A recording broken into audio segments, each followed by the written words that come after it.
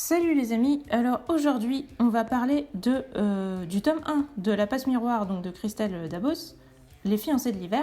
Je suis désolée si je me montre un petit peu énervée parce qu'en fait je viens d'essayer de l'enregistrer sur mon multipiste et ce con-là il a planté et il n'a rien sauvegardé de ce que j'ai enregistré, donc je pense que je ne vais pas le refaire, je pense que je vais revenir à mon bon vieil iPhone parce que lui il ne plante pas quand quelque chose se passe, il s'arrête là où il est. Il n'efface pas tout ce qui s'est passé avant. Si vous me dites que ça vous a vraiment plu, je le referai peut-être pour les livres que j'aime vraiment le plus. Mais ça sera exceptionnel parce que franchement, passer 1 heure à parler pour ensuite que le fichier parte dans le vide, c'est assez énervant. Voilà, donc je n'ai pas écrit cette critique, mais je viens juste de la dire déjà. Donc c'est pas tout à fait comme avoir écrit, mais il y a quand même eu un brouillon, sauf que c'était un brouillon à l'oral, on va dire. Mais ça m'a pas fait très plaisir, j'étais pas consentante pour le faire. C'est la vie qui en a décidé ainsi. On va essayer de redevenir un petit peu positif. Ce livre, je l'ai lu parce que à la fois Nana et à la fois Alcyon me l'ont conseillé, et je pense que le reste de l'univers me l'aurait conseillé si je lui avais demandé son avis et s'il l'avait lu, parce que globalement, tous les gens qui ont lu cette saga ont l'air de l'avoir aimé. En tout cas, ce que j'ai entendu, j'ai eu des très bons retours. Donc je me suis dit, je vais jeter une oreille, et même si j'ai peut-être la réputation d'une personne qui dit si tout le monde aime, c'est forcément de la merde, c'est beaucoup plus vrai musicalement que littérairement. Bon, c'est vrai que des fois, quand des gens font des caisses avec des choses, du coup, je suis déçue. Mais là, c'est pas le cas. De toute façon, peut-être qu'on n'a pas fait des caisses. Tout le monde m'a dit c'est sympa, tu verras, c'est sympa, mais personne s'est roulé par terre en me disant que c'était le livre de sa vie, donc ça va. Alors, résumé. On va suivre Ophélie, qui est une animiste, donc une fille qui a le pouvoir d'animer les objets. Globalement, elle vit sur une arche avec toute sa famille. Donc ils sont tous cousins, frères et compagnie. Enfin voilà, c'est une famille où ils se marient tous entre eux, ils ont tous des enfants entre eux et compagnie, ils vivent que en famille. Avec au centre de cette famille un esprit de famille qui est leur ancêtre à tous, et qui est une femme qui s'appelle Artémis et qui est immortelle. Dit comme ça, vous allez me dire, oh là là, bah oui, mais c'est un univers. Hein. Et donc ils ont tous des pouvoirs comme ça en rapport avec les objets dans cette arche. Il y en a qui peuvent réparer des objets cassés. Ophélie, elle lit le passé des objets en les touchant. Et aussi, elle passe à travers les miroirs, mais ça, apparemment, n'importe qui peut l'apprendre, mais il faut être... dans leur famille, encore une fois. Mais il faut être très honnête avec soi-même, donc il n'y a pas tant de gens que ça qui en sont capables. Et par contre, ça marche que sur des petites distances, donc c'est pas foufou, mais c'est quand même sympa. Du coup, Ophélie, c'est une fille très maladroite, très... j'allais dire geekette, parce que en fait, voilà, elle aime bosser dans son musée, lire, etc. Elle n'est pas très sociable... Elle n'est pas mondaine ou quoi que ce soit. Elle a refusé plusieurs mariages qu'on lui a proposés, mais cette fois, on lui propose un mariage qu'elle n'aura pas le droit de refuser parce que ça a été validé par les doyennes, carrément par les esprits de famille et tout. Et donc, si elle dit non, elle se met en conflit avec toute sa société, donc elle va être complètement mise au banc de la société. Et on va comprendre par la suite qu'il n'y a pas moyen de vivre de manière indépendante dans ce monde. T'es forcément un membre d'une arche, donc d'une famille, etc. Et si on te dégage, j'ai l'impression que techniquement t'es mort. Donc elle n'a pas le choix. De toute façon, sa famille lui font bien comprendre qu'elle n'a pas intérêt à les déshonorer, etc. Elle va être mariée à un mec de l'étranger, ce qui a l'air d'être très rare, et qui vient de l'Arche du Nord. Donc le mec, elle le voit complètement comme un ours, elle a l'impression que là-bas c'est des sauvages et tout. Et le mec, justement, il va être complètement pas motivé par les mondanités et la famille d'Ophélie qui avait organisé tout un banquet et tout un tas de trucs. Lui, il va être en mode non, on s'en va direct, allez hop, c'est parti. Et donc ils vont partir en dirigeable et se diriger vers l'Arche du Nord, qui sera la plus grande arche, d'après ce qu'on nous a dit, où il y a le palais, la citatielle du coup, ça s'appelle comme ça, mais c'est un espèce de palais justement en hauteur où il est tellement haut qu'il y a des nuages qui font qu'il a l'air de flotter. Donc là-bas, il y a toute la cour. La famille de Thorne, donc le fiancé d'Ophélie, sera divisée en plusieurs clans. Ce ne sera pas comme sa famille à elle, où ils sont tous cousins, ils sont tous unis, etc. Eux, non, ils sont divisés en plusieurs factions. Ils sont certainement quand même originaires du même ancêtre, mais ça les a pas empêchés de se séparer. Et donc ils ont des pouvoirs un peu différents, même si leurs pouvoirs sont tous en rapport avec l'esprit. Donc c'est toujours de la manipulation mentale, on va dire, mais il y en a qui causent de la douleur, il y en a qui font des illusions, ce genre de trucs. Voilà pour le truc de départ. Donc Ophélie qui est mariée de force et qui part avec son fiancé dans un monde qu'elle connaît pas du tout. Et elle, on a dit que c'était une espèce de geekette plongée dans ses livres. Et elle va se retrouver à la cour où c'est pas du tout son monde. Et elle va vraiment pas être à sa place. Histoire. Donc on est dans un monde très onirique. C'est un côté très conte pour enfants. Même si on sent que ça va plus être pour ados que pour enfants parce qu'il y a quand même des morts. Voilà, le mariage forcé, tout ça, c'est pas très cool. Mais vraiment, on a une ambiance de conte et un univers très beau graphiquement quand on l'imagine, quoi. Et donc l'histoire, ça va être celle d'Ophélie, mais on n'est pas spécialement que d'un point de vue interne, on est d'un point de vue plutôt omniscient, même si on suit majoritairement Ophélie. On va avoir quelques pensées d'autres persos aussi, et on voit beaucoup le monde à travers le regard d'Ophélie, et donc globalement l'écriture de l'auteur, moi je l'ai un peu interprétée comme le regard d'Ophélie, et c'est une des raisons pour lesquelles j'aime beaucoup ce personnage. Même si je pense que c'est surtout l'écriture de l'auteur qui est cool. Le concept, il y en a plusieurs. Hein. Comme je vous ai dit, il y a les familles, donc le fait qu'il y ait des pouvoirs dans des familles, qu'il y ait un esprit de famille à l'origine de chaque. Je me suis vraiment demandé pourquoi Artemis donnait un pouvoir sur les objets. Pour moi, c'est pas du tout un nom que j'aurais associé à ça. Enfin, la déesse Artemis, elle est, voilà, c'est une déesse de la chasse, c'est pas une déesse des objets. Mais peut-être qu'on en apprendra plus par la suite. Donc voilà, des gens avec des pouvoirs. Le fait qu'on vit dans un monde potentiellement post-apo, où on nous a fait comprendre que la Terre avant était une, et que maintenant il n'y a plus que des arches, et qu'en gros, ce qui sépare les arches, c'est la mer de nuages. Donc en gros, on a l'impression qu'il y a une espèce de gaz qui recouvre la surface de la Terre, et que du coup, le seul endroit où ils peuvent respirer et voir la lumière, etc., c'est au-dessus des nuages, et donc sur les montagnes les plus hautes de la Terre. En tout cas, moi, c'est comme ça que je l'ai interprété pour l'instant, parce qu'on n'en sait pas beaucoup, mais c'est ma vision des choses, du fait que le monde soit éclaté, parce que du coup, on ne peut plus aller directement à la surface de la Terre. Donc il y a un potentiel truc post-apo, mais je pense pas que ce soit à l'origine. Ça, c'est peut-être plus pour justifier le fait qu'on vive dans des familles qui sont très isolées les unes des autres, et qui font des sociétés très indépendantes, très cloisonnées, etc. En fait, voilà, je pense que ça justifie plus l'ambiance du livre que ce soit le pitch de base et qu'on va l'explorer. J'ai vraiment l'impression que le principal, c'est quand même une fille très empotée qui épouse un mec très sauvage, et les deux qui sont mis au milieu d'intrigues de cour. Donc sur ce plan-là, c'est très classique, mais la manière dont c'est décrit ne l'est pas, et l'univers ne l'est pas. Donc voilà, on est quand même sur un truc assez cool, assez original, dans un monde fantasy et tout. Mais voilà, on reste sur une intrigue de machin qui épouse truc, etc. Donc à vous de voir si ça vous pose un problème. Déroulement de l'intrigue, du coup, on va suivre Ophélie qui va aller dans un monde qui lui ressemble absolument pas. Sur le début du bouquin, on va explorer l'arche d'Ophélie, comprendre comment fonctionne son monde, sa famille, là où elle travaille, que font comme boulot ses proches, etc. Et l'ambiance qu'il y a globalement, qui est très familiale justement sur Anima, donc l'arche d'Ophélie. Et ensuite, à peu près un quart du bouquin, on s'en va de là-bas et on va avoir rapidement donc, le monde de Thorn qui contraste avec le côté où Thorn, lui, il ressemble à un chasseur barbare, bourrin, etc. Même s'il il est fin, mais il est très grand et très sec, il parle très peu et il porte une peau d'ours, etc. Et pour autant, il est dans un monde où ils sont dans des palais, où il y a des intrigues de cour, où tout le monde se tire dans le dos et où c'est plein de... justement d'intrigues et de faux-semblants, etc. Et où ils ont tous des pouvoirs d'illusion, ce qui contribue à ce côté faux-semblant. Donc finalement, lui, il est tout aussi décalé qu'Ophélie dans ce monde-là. Lui, il est intendant, du coup, du château, donc au service de Farouk, l'esprit de famille de cette arche-là. Mais tout le monde le déteste, et du coup, ils vont être un peu dans un sale guêpier, que ce soit lui ou Ophélie. Et on va découvrir surtout pourquoi ce mariage a eu lieu, et qu'est-ce qu'il en attend finalement. La fin, j'y reviendrai. Les personnages. Moi, je vous ai dit, le personnage que j'ai préféré, c'est vraiment Ophélie, parce que c'est celle dont on a le plus le point de vue. Enfin, vu que c'est celle dont on a le plus les pensées, on la connaît plus. Et puis, elle a vraiment une manière à la fois très innocente et très crue de décrire les gens, que j'ai vraiment apprécié. Elle compare à un moment sa tante et sa mère, et elle dit que sa tante est aussi maigre, sèche et jaunâtre que sa mère est grasse, moite et rougeaude. Et j'adore ce genre de truc parce que on se dit c'est un peu méchant et tout, mais en même temps on sait qu'elle est attachée à ces personnages-là, même si on sait qu'elle a du mal à parler avec sa mère et qu'elle se sent pas très bien que sa mère veuille la marier de force et tout, mais sa mère va quand même lui manquer par la suite et tout. Donc il y a toujours un mélange de côté très cru, très honnête et en même temps plein d'affection. Et même pour elle-même, elle nous dit qu'elle est maladroite, elle nous dit qu'elle est moche, elle arrête pas d'être enrhumée, de se moucher et tout, donc on voit bien que voilà, c'est pas une fille du tout jolie ou quoi que ce soit. Mais elle a ce côté très honnête avec elle-même, et c'est pour ça qu'elle peut passer à travers les miroirs, donc c'est vraiment ce qui la représente. Et donc pareil, quand elle juge les gens, elle les juge en un regard, mais avec un côté comme les enfants, qui vont pas hésiter à dire « T'as vu, elle est grosse la dame » ou des trucs comme ça.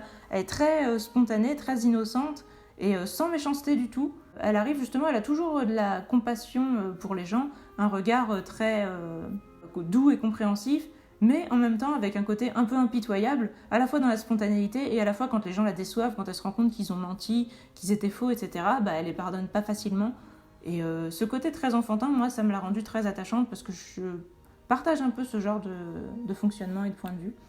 Après, pour les autres persos, Thorne, je trouve qu'on le connaît pas tant que ça parce que il parle presque pas. Bon, après, c'est aussi une caractéristique de sa personnalité. On sait qu'il aime les chiffres et qu'il est pas du tout sociable et que tout le monde le déteste parce que justement, il est très neutre, très juste et que dans cette société de cours, ils s'achètent tous les uns les autres, ils se mentent tous et ils se font tous croire qu'ils aiment bien, ils se font des courbettes, machin, alors que lui, il rentre pas du tout là-dedans, il est très neutre et donc les gens, ça leur plaît pas. Ophélie va aussi apprendre des choses sur Thorne qui vont faire qu'elle va plus l'apprécier et le trouver plus touchant pendant un moment, même si par la suite, elle va réapprendre des choses qui vont faire qu'elle va lui en revouloir sur le fait que du coup, c'est un bâtard, donc il est entre deux clans.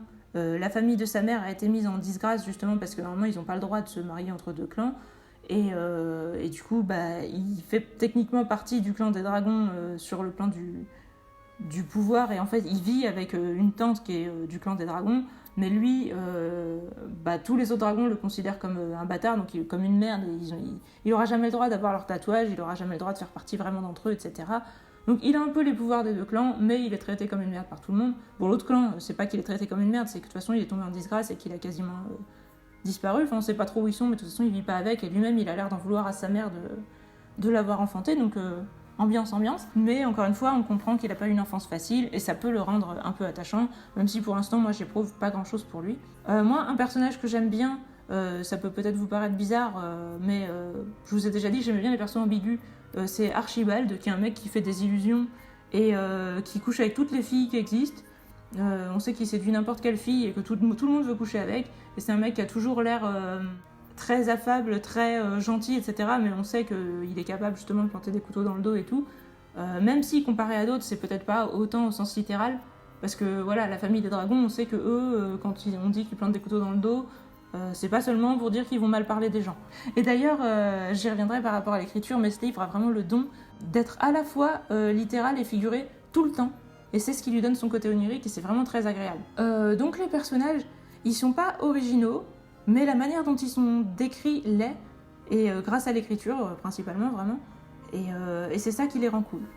Donc l'apparence, je vous l'ai peut-être pas beaucoup dit, mais Ophélie, elle est pas belle, elle est brune, elle a des lunettes carrées, et donc le fait qu'elle ait des lunettes carrées et qu'on sait que justement qu'elle est maladroite et que les autres gens ne l'aiment pas trop et que c'est plutôt une intello, moi je l'ai tout le temps visualisée en me représentant Daria. Donc je vous le dis, je pense pas qu'en vrai elle ressemble exactement à Daria, notamment parce que Daria a une grosse voix et que elle, on nous dit qu'Ophélie qu'elle a un tout petit filet de voix et qu'on l'entend jamais quand elle parle. Ça d'ailleurs j'ai trouvé ça cool, le fait que les gens lui demandent sans arrêt de répéter, lui disent on t'entend pas et tout, parce que ça c'est quelque chose que moi je vis aussi et ça me l'a rendue plus vivante, elle et les autres gens aussi d'ailleurs. Thorne, on sait qu'il a les cheveux blancs et qu'il est très grand, très fin et qu'il a toujours les yeux comme des fentes, donc ça lui donne encore une fois un côté très ours. D'ailleurs vu qu'il est vêtu de peau d'ours, au début elle nous parle de ses griffes et tout, je savais même pas si elle parlait au sens littéral ou figuré, parce que quand elle disait qu'il faisait ci ou ça avec ses griffes et tout, bon c'était au sens figuré, mais parce que par la suite j'ai compris qu'il avait pas littéralement des griffes et que c'était quand même un être humain. Mais au début, on le voit vraiment comme un ours. Et par contre, c'est un ours au sens littéral et... Enfin, littéral. Non, il ressemble à un ours au sens littéral, mais c'est un ours au sens figuré parce que, justement, il parle presque pas, il est hyper bourru, etc. Donc ça, c'est vraiment, encore une fois, ce côté très cool dans ce bouquin. C'est que les choses, elles sont vraies de manière très littérale et en même temps, on prend des expressions. Il y a aussi beaucoup de descriptions de lieux. Je vous ai dit au début, donc chez les animistes, donc sur l'Arche Anima, les gens sont liés aux objets. Donc les maisons qui changent en fonction des humeurs des gens, qui craquent plus ou moins si les gens sont énervés ou quoi que ce soit. J'ai trouvé ça très cool. Ophélie qui a ses lunettes qui changent de couleur en fonction de son humeur et son écharpe qui bouge toute seule, je trouve aussi ça très cool. Et après dans l'Arche de Thorne, comme il y a plein de gens qui fabriquent des illusions, il y a beaucoup d'illusions qui vont nous permettre de voir à peu près la personnalité des gens chez qui on va.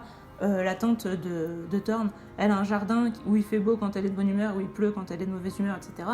Donc encore une fois, on est à la fois très littéral et très figuré, on a l'impression à la fois de voyager dans les pensées de quelqu'un et en même temps d'être dans le monde réel, et ça c'est vraiment très cool, ce côté très onirique, c'est très bien décrit, c'est très agréable au niveau de l'apparence, c'est vraiment le point fort du livre. La personnalité, je vous ai dit, les persos sont pas originaux, Si je vous dis une héroïne maladroite, qui a pas beaucoup de confiance en elle, qui est timide, etc., vous allez me dire oui, bah, elles sont quasiment toutes comme ça, dans les shoujo ou les shonen ou quoi, c'est le héros type, mais de la manière dont elle est décrite et le fait qu'elle s'assume. Ce que j'ai adoré moi dans Sif, c'est vraiment ça, c'est que l'héroïne, c'est pas une fille où on nous dit la pauvre, elle est moche, elle est timide, etc., mais vous allez voir, elle va changer, elle va s'améliorer.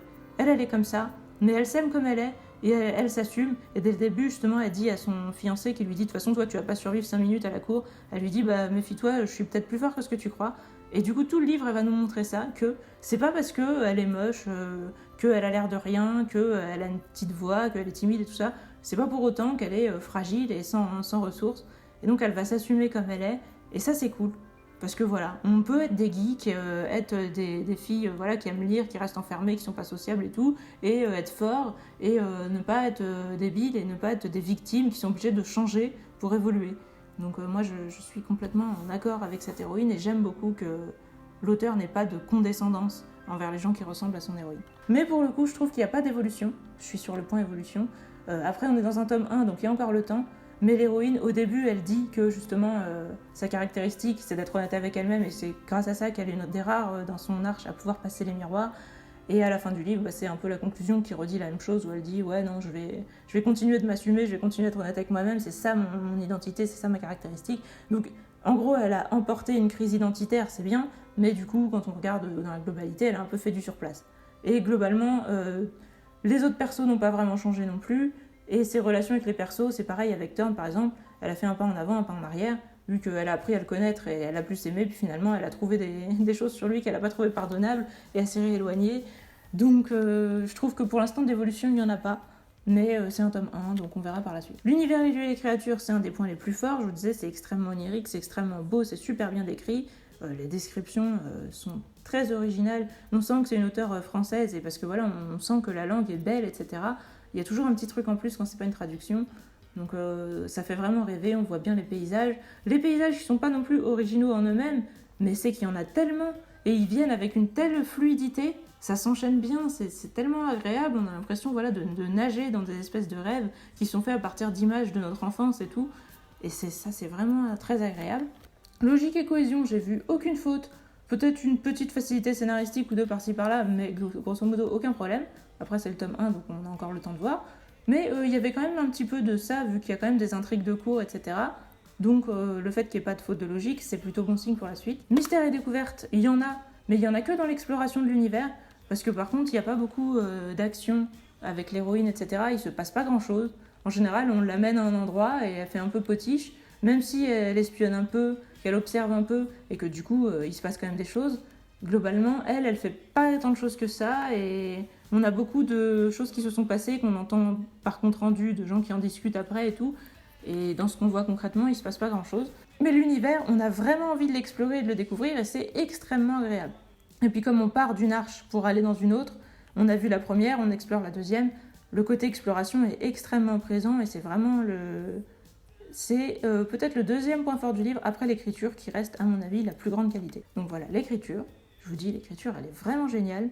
Cette capacité de mettre des images, de trouver des mots, je vous dis, ça fait vraiment enfant, très, très pur, très innocent, une spontanéité énorme qui fait que aussi c'est très fluide à lire, que quand on nous parle de quelqu'un, on a vraiment tous l'impression de... Je pense, hein, je parle pour les gens, mais en tout cas, moi j'ai vraiment l'impression de reconnaître des gens que j'ai connus et que je trouve ça attendrissant.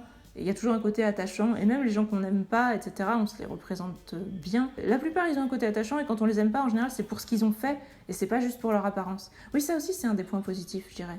C'est que les gens, même quand ils sont moches, on les trouve toujours rigolos, attachants, et quand on les aime pas, c'est toujours pour leurs actes, et c'est après qu'ils nous aient fait un coup de pute.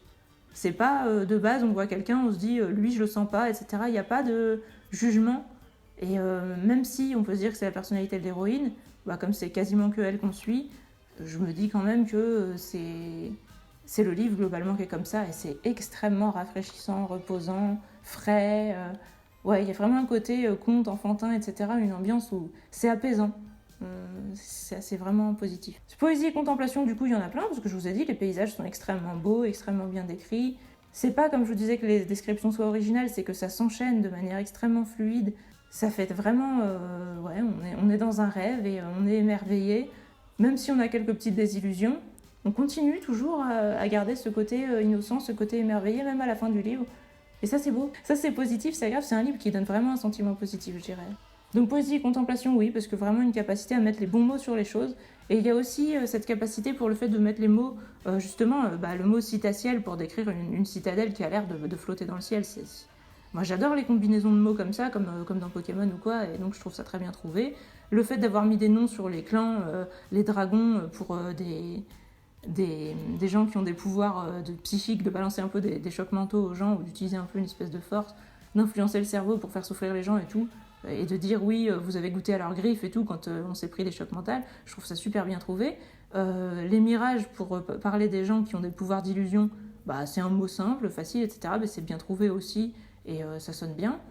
Voilà, franchement, je trouve que tout cool.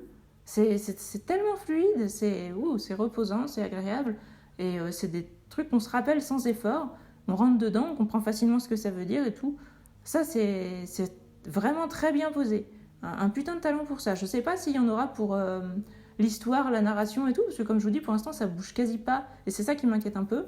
Mais en tout cas, pour le fait de créer un univers et de bien le poser, de nous faire voyager dedans, le côté caméra qui se balade dans un nouvel univers, ça, c'est vraiment génial. Suspense et action, je vous disais, il n'y en a pas. Ça peut paraître méchant de dire ça, mais il se passe quasiment rien. Ophélie, elle subit, elle est emmenée par Thorn, elle est en montgolfière, elle est là, elle est malade, etc. Ensuite, on l'emmène à la cour, elle reste enfermée parce qu'il y a des complots et qu'il ne faut pas qu'on voit qu'elle est arrivée, et que si on savait que Thorn avait une femme et tout, elle risquait de se faire assassiner et tout. Donc elle est quasiment que enfermée. Elle sort un peu en cachette pour espionner des gens et tout, mais voilà, c'est pas très actif comme mode de fonctionnement. Donc on explore, on découvre. Ensuite, elle va être déguisée en valet pour continuer de la cacher. Donc on va comprendre comment vivent les pauvres dans ce monde, etc. Et c'est intéressant. Mais encore une fois, du coup, Ophélie, elle fait rien de ouf. Elle est là, elle apporte des choses à ses maîtres, elle court du point A au point B, elle va dans sa chambre, elle dort pas assez, etc. Bon, c'est pas qu'il se passe rien, mais c'est que sur les grandes lignes de l'histoire, c'est juste Ophélie, elle a été promise à Thorn, elle a été emmenée chez lui, ils sont fiancés, et à la fin de l'histoire, elle est présentée à la cour. Alors, tu nous spoil la fin de l'histoire? Bah oui, mais ça a été annoncé dès le début, donc voilà. Il se passe quelques petits trucs, je vous le dirai en spoil, mais grosso modo, on est quasiment que dans une découverte de l'univers, il se passe rien. Donc c'est pas trop grave parce que c'est un tome 1, mais j'espère vraiment que ça va évoluer par la suite. Les dialogues, je les ai trouvés ni bons ni mauvais. Pour moi, c'était tellement les pensées d'Ophélie qui étaient le plus agréable que les dialogues, du coup, j'ai trouvé que par rapport aux pensées, ils étaient pas meilleurs, ils étaient peut-être un peu en dessous, mais après, je pense qu'ils sont bons dans la globalité, mais en tout cas, dans le livre, l'écriture était tellement belle, l'univers était tellement beau, etc., que les dialogues, du coup, ne m'ont pas du tout marqué. Crédibilité, réalisme, il n'y a rien qui m'a choqué. Les riches et les pauvres parlent pas pareil, il y a des persos qui ont des manières un peu à eux de parler, mais rien qui m'a paru vraiment très mémorable ou très marquant. Donc l'originalité côté marquant, non. Note globale, j'ai mis 7. J'ai hésité à mettre que 6 parce que comme je vous disais, ça bouge pas. Et à la fin, j'ai vraiment eu cette sensation de « Ah, c'est tout ». Mais en même temps, j'ai beaucoup aimé le dernier chapitre et j'ai trouvé ça assez beau comment l'héroïne dit qu'elle va rester elle-même, elle se trouve quand même des qualités et tout. Je vous dis, j'apprécie l'héroïne et j'apprécie la manière dont l'auteur nous la présente. Je trouve que trop souvent, ce genre de perso, on nous les présente de manière condescendante, sans que ce soit assumé et que c'est extrêmement désagréable pour les gens comme moi qui leur ressemblent. Donc là, c'est cool, c'est agréable, c'est reposant, mais ça bougeait pas et je me suis jamais ennuyée. Mais à la fin, j'ai vraiment eu cette sensation de c'est tout. Donc j'ai hésité à mettre 6, mais je me suis dit non, puisque je me suis pas ennuyée, je vais pas baisser. Par contre, par la suite, il faudra quand même que ça décolle, sinon je pense que je vais pas pouvoir mettre 7 à chaque fois. Parce que voilà, là je l'accepte comme une situation d'exposition. Mais à un moment, il va falloir bouger. Donc voilà, sur ce, oui, je le conseille, si vous vous posez la question, je le conseille carrément. J'ai passé un très bon moment et je remercie les gens qui me l'ont conseillé. Mais je pense qu'on pouvait s'y attendre parce que c'est un livre qui a été apprécié par beaucoup de gens. Du coup, je suis pas originale, mais tant pis, j'assume. De toute façon, si on est toujours à vouloir être anticonformiste, au bout d'un moment, c'est plus sincère, quoi. Donc voilà, et sur ce, je vais spoiler.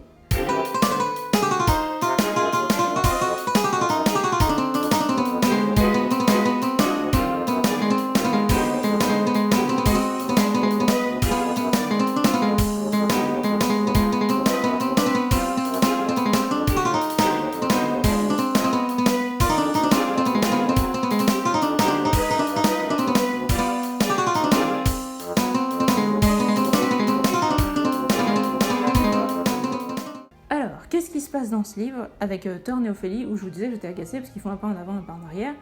Au début, Ophélie n'aime pas Thorne parce qu'on lui a imposé, et puis de toute façon il parle jamais, et puis elle pense que c'est un sauvage.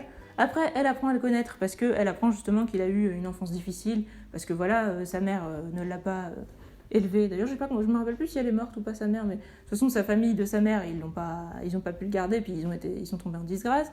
Son père, il est mort, je crois. Enfin, il y a quasiment que sa tante qui est sympa avec lui. Ses frères et sœurs, enfin c'est pas des frères, mais c'est des demi-frères ou des demi-sœurs, ils l'ont plutôt pourri. Et globalement, toute sa famille a plutôt essayé de le tuer, il le considère comme une sous-merde, etc. Il y a vraiment que sa tante Bérénilde, du coup, chez qui il va avec Ophélie, qui l'apprécie un petit peu, et qui l'a fait, c'est elle qui lui a donné son poste d'intendant, etc. Donc on sait qu'il est intendant, mais que tout le monde le déteste, qu'il s'entend avec personne, qu'il est hyper taciturne et hyper carré, à fond sur les chiffres, etc. Et que justement, dans ce monde de cours où tout le monde s'achète, etc., le fait que lui soit trop carré, du coup, c'est pour ça qu'il doit se faire des ennemis. Donc on sait qu'il n'a pas une vie facile, donc Ophélie, elle a de la compassion pour lui, elle se dit que bon, elle n'est pas amoureuse de lui, elle le sera probablement jamais, mais elle a même pitié de lui en se disant, parce que lui, il a l'air d'être attaché à elle, il s'inquiète pour elle quand elle est menacée, etc. Et donc elle se dit, peut-être que lui va être amoureux de moi et que moi, je vais pouvoir être amoureuse de lui. Et ça la rend triste, et elle commence à avoir de l'affection pour lui, et elle lui dit qu'elle lui fait confiance, etc. Mais en fait, au bout d'un moment, elle apprend, parce qu'au début, elle pense que donc c'est sa tante Bérénilde qui le manipule.